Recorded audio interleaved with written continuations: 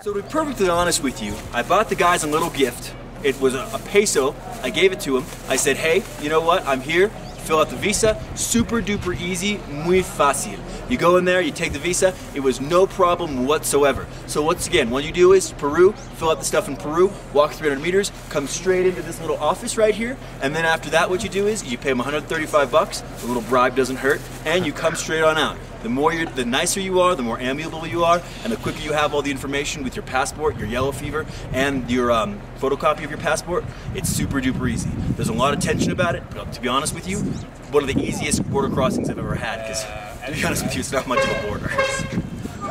So I've just arrived in Copacabana, and I'm sitting in this wonderful place right outside the station. It's a little expensive here, but expensive is $5 in Copacabana.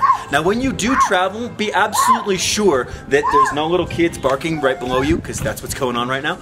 And you be sure what's going on, what the times are, how much it costs, and what's actually right. Because I've discussed with a lot of people where they tell how long it's going to take to get from La Paz, or from Puno to Copacabana, and then from Copacabana to sorry, these little kids are barking. It's distracting as fuck all. So how long it takes to get from Puno to La Paz? It's actually about 8 or 9 hours to get there. So just be aware of that. That if somebody tells you different, it takes about that long to get there. And if you see little kids, be sure to punt them because they probably have good distance and they're actually literally walking around on all fours. Anyway. So yeah, from La Paz to from Puno to La Paz, about 8 hours, and it should cost you about 30 soles, and you will stop in Copacabana probably and have something to eat. So do your research, make sure you know what's right, because you don't want to end up staying in a bus station and arriving at 4 o'clock in the morning, waiting there for 3 hours, and then thinking it's a direct bus when it's not, because that's what happened to these people that are sitting right over here. So if you do get to Bolivia, also be aware that the people will shortchange you there, and they'll try and steal from you when they're doing either changes for food or changing money. So be sure you double count everything and make sure the rate's right. And remember, whatever rate you negotiate, that's the rate you get. So we've arrived, and basically the bus is leaving us. That's the bus right there. That's one of them. Yeah.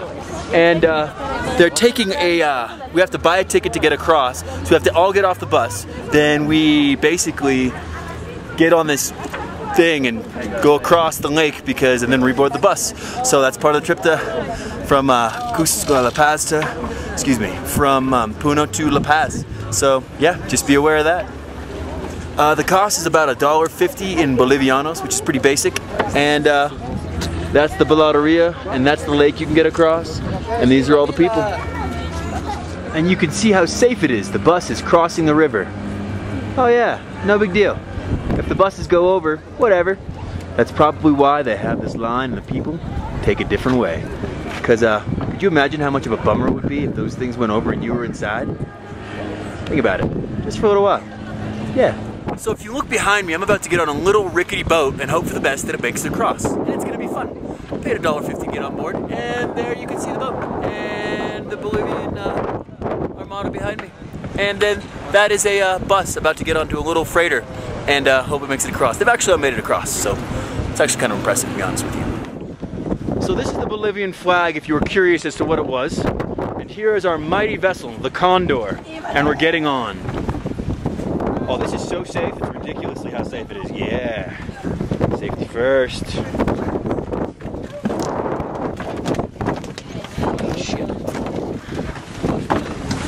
So this is our mighty vessel, the Condor, and our pilot. And we're gonna have an amazing time getting across that.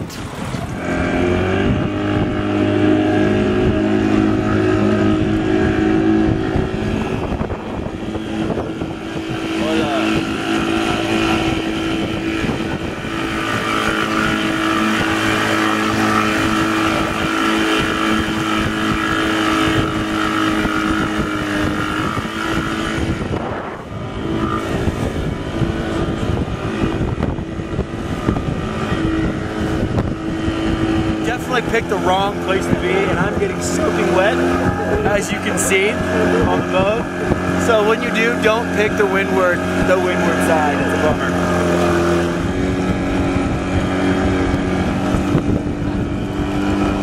Woo! Yeah. This is so much fun, it's crazy.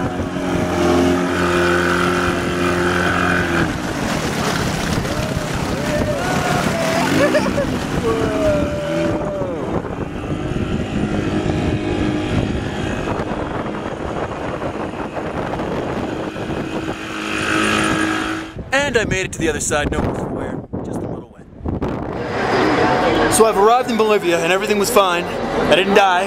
La Paz seems like a cool city. At first I was shocked that everything's built out of brick. Actually, it's built pretty well, to be honest with you. And I'm gonna go see if I can find my hostel. See how that works out. All right, so this is the deal. I went with this guy to another hostel, and the hostel's right by the bus terminal. It's Adventure Hostel Adventure Brews or something like that. And I had to walk up these fucking stairs all the way up there just to find out that it's down the street. So another lesson learned. Find out exactly where you're going before you walk a mile, and then have to walk up some stairs, and then after that have to walk down the way. So hopefully I'll be there in just a minute. Whew.